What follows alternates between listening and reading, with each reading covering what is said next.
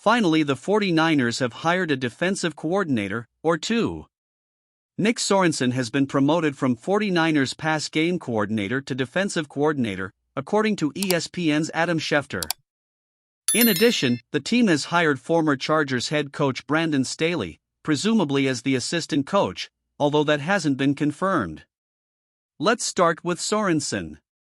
He never has been a defensive coordinator or called plays, but he was a defensive backs for the Seahawks for 8 years, which means he has pedigree because he learned under Pete Carroll. Sorensen also was a special teams coordinator for a year in Jacksonville before he came to the 49ers in 2022 as an assistant. In 2023, he was promoted to pass game coordinator and nickels coach, so he was largely responsible for the rapid improvement of Diamador Lenore. Sorensen seems like an ascending coach. Which begs the question, why is Staley here? Staley is not an ascending coach.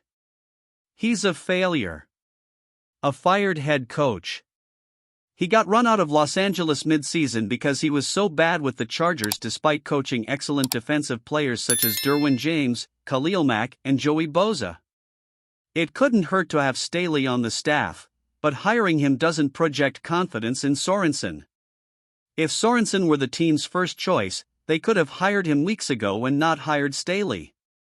Instead, they reportedly reached out to Steve Spagnuolo to gauge his interest, and then announced the Sorensen and Staley news early Saturday morning when people were sleeping.